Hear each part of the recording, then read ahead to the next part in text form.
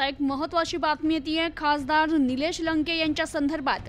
नगर दक्षिण लोकसभा मतदारसंघातील नवनिर्वाचित खासदार निलेश लंके हे आता मोठ्या वादात अडकण्याची शक्यता निर्माण झाली आहे। कारण खासदार निलेश लंके यांनी कुख्यात गुंड गजा मारणे याची भेट घेतली आहे। तसेच गजा मारणे याच्याकडून निलेश लंके यांनी सत्कार देखील स्वीकारलाय।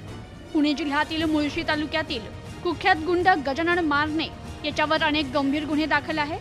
गजा मारणे याला खून प्रकरणात अटकही झाली होती। तर या कुख्यात गुंड असलेल्या गजा मारणे याची नगर दक्षिणचे नवनिर्वाचित खासदार निलेश लंके यांनी भेट घेत सत्कार स्वीकारल्याने हा एक चर्चेचा विषय झाला असून एका कुख्यात गुंडाची भेट घेणं आणि त्याच्याकडून सत्कार स्वीकारणं यामुळे आता खासदार निलेश लंके हे वादाच्या भोवऱ्यात अडकण्याची चिन्ह दिसून येत आहेत। अनेक गंभीर गुन्हे दाखल असलेल्या कुख्यात गुंड गजा मारणे या गुन्हेगाराची खासदार निलेश लंके यांनी भेट घेतली।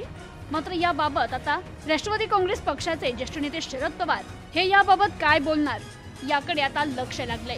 राजकारणातील व्यक्तीने एका गुंड व्यक्तीची भेट घेणं त्याच्याकडून सत्कार स्वीकारणं याबाबत चर्चेला उधाण आलं असून अनेक तर्कवितर्क लावले जात आहेत। Bureau report, news today 24।